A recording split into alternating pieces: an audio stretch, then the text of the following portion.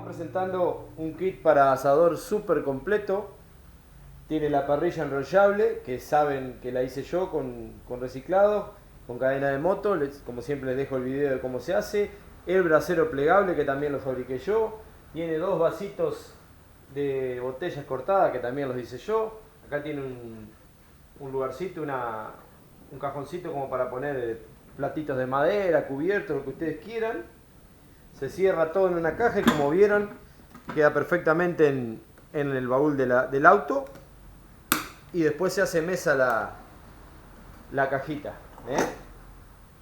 Queda muy práctico. Ahí les voy a dejar el paso a paso.